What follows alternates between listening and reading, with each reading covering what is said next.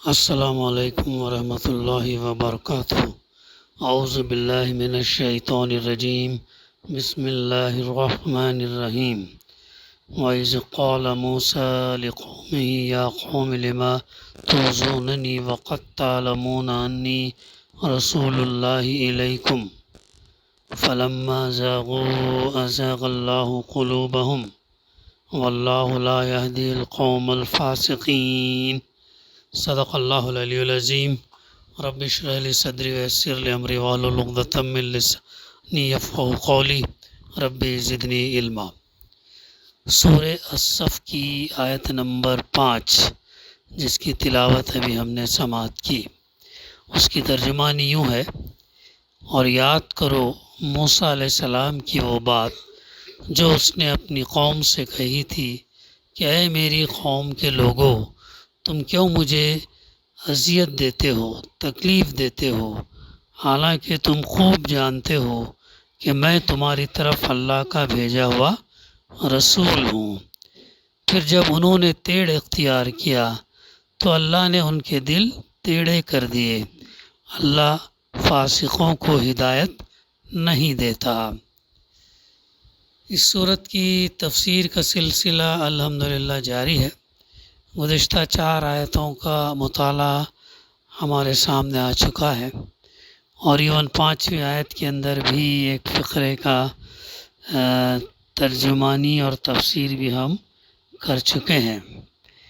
آگے جب انہوں نے یعنی موسیٰ علیہ السلام کی قوم نے ٹیڑھ اختیار کی تو اللہ نے پھر ان کے دل ٹیڑھے کر دیے۔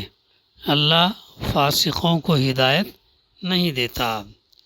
اس کی تفسیر یوں ہے، یعنی اللہ تعالیٰ کا یہ طریقہ نہیں ہے کہ جو لوگ خود ٹیڑھی راہ چلنا چاہیں انہیں وہ خواہ مخواہ سیدھی راہ چلائے۔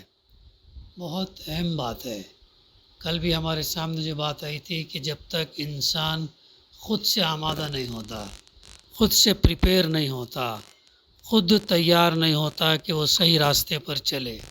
حالانکہ بارہا بات آتی ہے کہ سورہ فاتحہ ہم پڑھتے ہیں ہر نماز میں، اور ہر رکعت کے اندر بھی پڑھتے ہیں، اہدنا الصراط المستقیم، سیدھے راستے کی دعا کرتے ہیں۔ اگر اتنا دن میں، عام دنوں میں کم سے کم پورے 5 وقت کی اگر نماز ہم پڑھیں تو 17 مرتبہ جو ہے ہم اللہ سے دعا کرتے ہیں کہ اللہ تو ہم کو سیدھا راستہ دکھا۔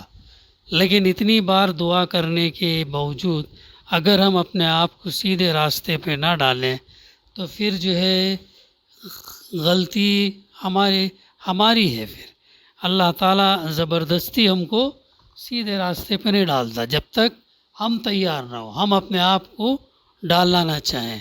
ہم خود اگر ڈالنا نہ چاہیں تو پھر اللہ جو ہے وہ خواہ مخواہ جو ہے وہ زبردستی کسی کو سیدھے راستے پر نہیں چلاتا، اور جو لوگ اس کی نافرمانی پر تلے ہوئے ہوں ان کو زبردستی ہدایت سے سرفراز نہیں فرماتا۔ جو زبردستی غلط راستے پہ چل رہے ہیں، اتنا سب ہونے کے بعد، بولنے کے بعد، سمجھنے کے بعد پڑھنا، گائیڈنس، راستہ بتانا، گائیڈنس، تو اللہ تعالیٰ جو ہے پھر ان کو سیدھا راستہ، ہدایت، گائیڈنس جو ہے پھر نہیں ہے کرتا۔ اس سے یہ بات خود بخود واضح ہو گئی کہ کسی شخص یا قوم کی گمراہی کا آغاز اللہ تعالیٰ کی طرف سے نہیں ہوتا۔ کسی انسان کی گمراہی یا کسی قوم کی گمراہی کا یہ شروعات جو ہوتی ہے وہ اللہ سے نہیں ہوتی ہے، بلکہ خود اس شخص یا قوم کی طرف سے ہوتا ہے۔ وہ خود یعنی گمراہی جو ہے وہ یہ اختیار کرتا، یعنی تو قوم جو ہے خود گمراہی اختیار کرتا، اللہ کی جانب سے وہ چیز نہیں ہوتی ہے۔ البتہ اللہ کا قانون یہ ہے کہ جو گمراہی پسند کرے وہ اس کے لیے راست روی کے نہیں بلکہ گمراہی کے اسباب ہی جو ہے فراہم کرتا ہے۔ یعنی انسان اپنے آپ کو جس راستے پر ڈالنا چاہے وہ راستے کی سہولت اللہ تعالیٰ دیتا ہے۔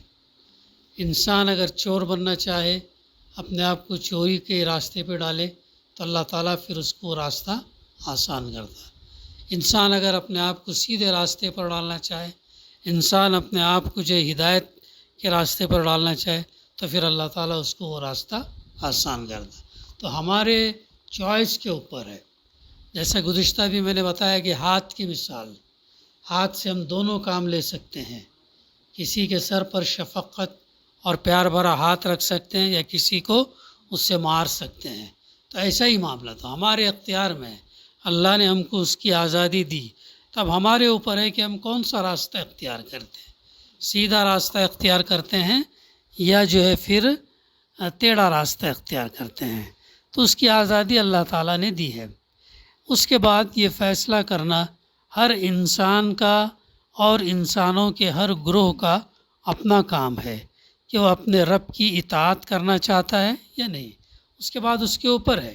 اللہ تعالیٰ نے انبیاء بھیجے، کتابیں بھیجی، آخری رسول بھیجا، قرآن مجید بھیجا، پھر وہ یہاں تک پہنچانے کا ذریعہ یہ کیا۔ اب اس سے ہم فائدہ اٹھاتے ہیں یا نہیں اٹھاتے ہیں، ہمارے اوپر ہے۔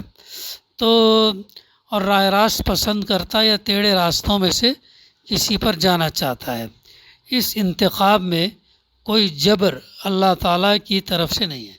اللہ تعالیٰ کمپل نہیں کرتا کہ تم سیدھے راستے ہی پہ چلو۔ اگر اللہ تعالیٰ چاہتا تو پوری دنیا کے انسانوں کو جو ہے فرما بردار مسلم بناتا، اطاعت گزار بناتا، لیکن اللہ کا طریقہ نہیں ہے، وہ زبردستی کسی کو ہدایت نہیں دیتا۔ تو وہ جو ہے اگر کوئی اطاعت اور ہدایت کی راہ منتخب کرے تو اللہ اسے جبراً گمراہی اور نافرمانی کی طرف نہیں ڈھکیلتا، اور اگر کسی کا فیصلہ یہ ہو کہ اسے نافرمانی ہی کرنی ہے اور راہ راست اختیار نہیں کرنی، تو اللہ کا یہ طریقہ بھی نہیں کہ اسے مجبور کر کے طاعت اور ہدایت کی راہ پر لائے۔ جو غلط راستے پر چل رہا تو اللہ تعالیٰ زبردستی نہیں کرتا اس کو۔ اسی لیے بار بار اللہ کے رسول صلی اللہ علیہ وسلم سے کہا گیا کہ آپ کی ذمہ داری ہے کہ آپ یہ پیغام پہنچا دیں، آپ یہ پیغام پہنچا دیں۔ ہدایت دینا اللہ کے کام، لیکن یہ بجائے خود ایک حقیقت ہے کہ جو شخص جس راستے کو بھی اپنے لیے منتخب کرے اس پر وہ عملاً ایک قدم بھی نہیں چل سکتا جب تک اللہ اس کے لیے وہ اسباب اور ذرائع فراہم اور وہ حالات پیدا نہ کر دے جو اس پر چلنے کے لیے درکار ہوتے ہیں۔ یہ بھی بات ہے کہ انسان جو بھی راستہ اختیار کرتا ہے اور جب تک اللہ نہیں چاہتا اس وقت تک جو اس پر چل نہیں سکتا، اور جب تک اللہ تعالیٰ وہ اسباب اور ذرائع فراہم نہیں کرتا تب تک جو وہ اس پر چل نہیں سکتا۔ یہی اللہ کی کیا ہے، وہ توفیق ہے جس پر انسان کی ہر کوشش کے نتیجے خیز ہونے کا انحصار ہے۔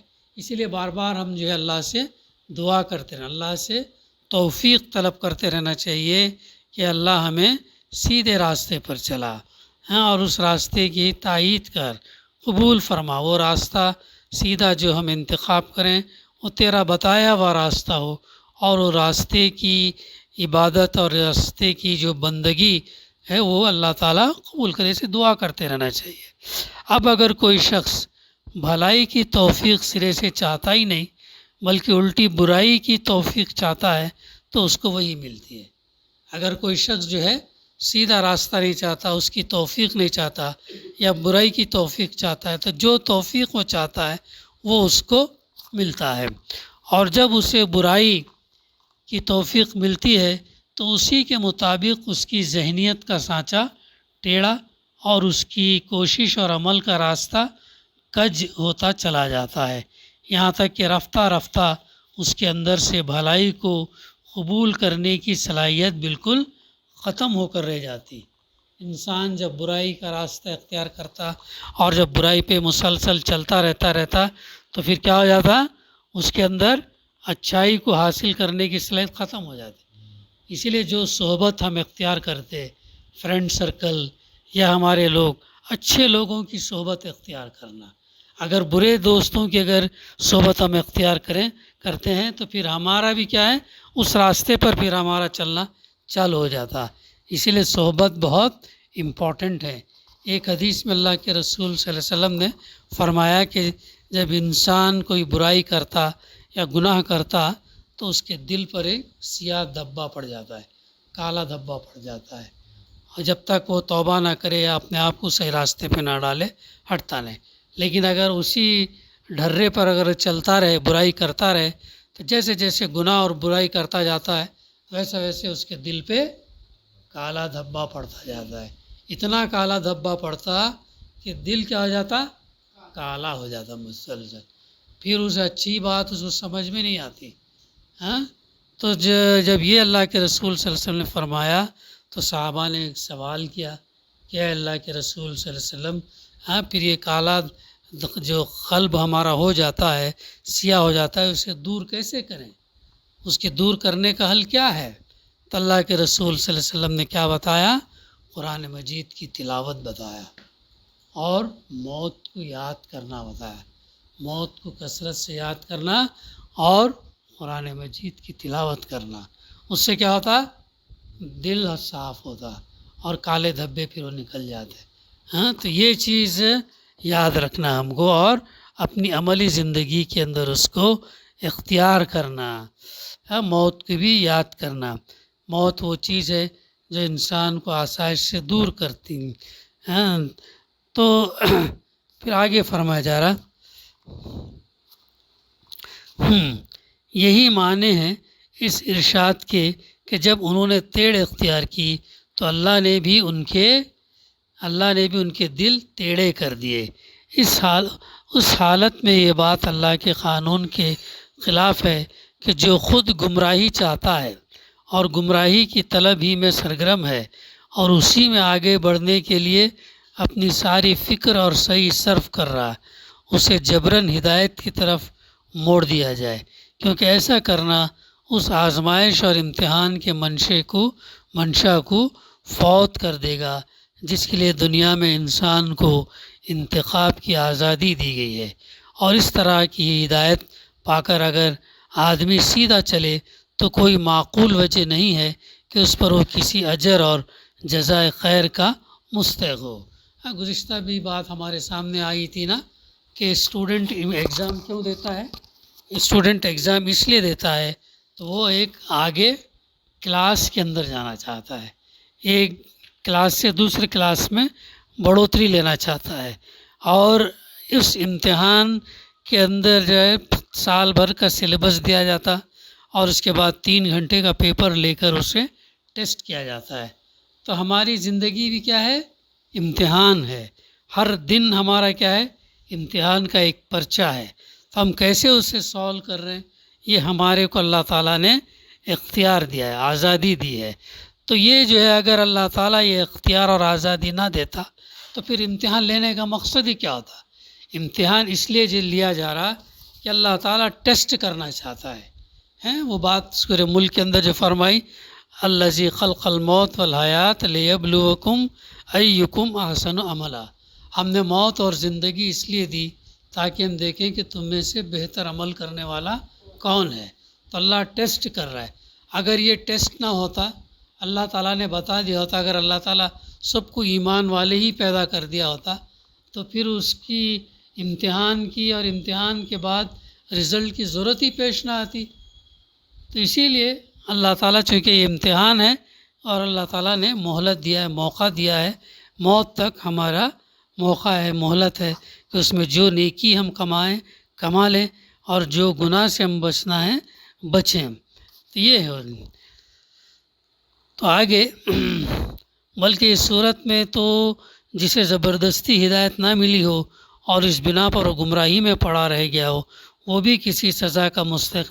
اگر اللہ تعالیٰ پھر اگر ایسا یہ کرتا، ہر ایک کو ہدایت پر یا ہر ایک کو اس پہ ڈالتا، تو پھر کسی کو سزا یا جزا دینے کی ضرورت ہی محسوس نہیں ہوتی۔ چونکہ کوئی بھی گمراہ نہیں ہوتا، کوئی بھی غلط راستے پہ نہیں چلتا، سب پوری دنیا کے تمام انسان سیدھے راستے پر چلتے، اور جو ہے پھر اس کیا نتیجہ، کیا رزلٹ دینا، پھر وہ امتحان ہی نہیں ہوا تو پھر اسے نتیجہ کیا دیا جا سکتا۔ تو یہ ہے وہ چیز جو اس کے اندر بتائی گئی۔ یہی مطلب ہے اس ارشاد کا کہ اللہ فاسقوں کو ہدایت نہیں دیتا۔ فاسق کسے کہتے ہیں؟ جو ایمان تو لائے لیکن عمل نہیں کرتے، اللہ کو، رسول کو، خانہ کعبہ کو، قبلے کو، جنت کو، اس کو سب مانتے ہیں لیکن عمل نہیں کرتے ہیں، عمل سے وہ اس کا اظہار نہیں کرتے ہیں بلکہ عمل ان کا خلاف ہی ہوتا ہے اکثر. تو ایسے لوگوں کو فاسق کہتے ہیں. جن لوگوں نے اپنے لیے اگر خود ایسا راستہ فاسق اور نافرمانی کا راستہ چنا ہے تو ان کو وہ اطاعت اور فرما برداری کی راہ پر چلنے کی توفیق نہیں دیا کرتا. تو ایسے لوگوں کو اللہ سبحانہ وتعالیٰ فاسق کو جو ہے وہ موقع نہیں دیتا. تو یہ ہے اس آیت کے دوسرے فقرے کی تفسیر. اس بتایا جب انہوں نے ٹیڑھ اختیار کی تو اللہ نے ان کے دل کیا کر دیے، ٹیڑھ کر دیے، اور اللہ جو ہے فاسقوں کو ہدایت نہیں دیتا.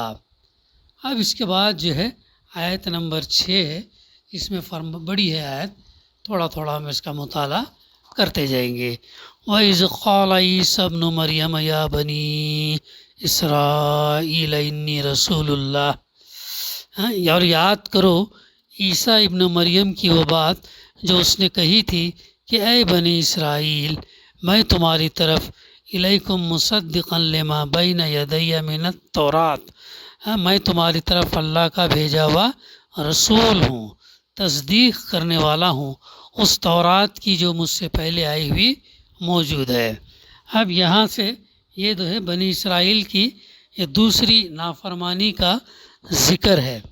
ایک نافرمانی وہ تھی جو انہوں نے اپنے دور عروج کے آغاز میں کی، اور دوسری نافرمانی یہ ہے جو اس دور کے آخری اور قطعی اختتام پر انہوں نے کی، جس کے بعد ہمیشہ ہمیشہ کے لیے ان پر اللہ کی پھٹکار پڑ گئی. اللہ تعالیٰ موقع دیتا ہے، اگر وہ ان موقعوں میں اگر نہیں سنبھلے تو پھر اللہ تعالیٰ جو ہے ان پر پھٹکار بھیجتا ہے اور پھر ان کو جو ہے وہ منصب اس ذمہ داری سے ہٹا دیتا ہے. اللہ تعالیٰ نے بنی اسرائیل کو تقریباً 4000 سال کا موقع دیا، پیریڈ دیا، تو اس پیریڈ کے اندر بھی وہ لوگ نہیں سنبھلے. جب نہیں سنبھلے تو اللہ تعالیٰ نے ان سے کیا کر دیا، ان سے وہ منصب و ذمہ داری ہٹا کر امت مسلمہ اللہ کے رسول صلی اللہ علیہ وسلم کی امت کو دی.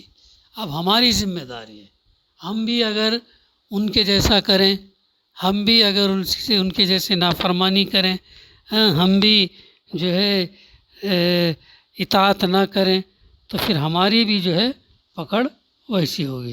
پھر اللہ تعالیٰ کسی اور کو جو ہے پھر وہ لے آتا، اسے کوئی دیر نہیں لگتی. تو یہ ہے وہ بات. تو ان پر جو اللہ کی پھٹکار پڑ گئی.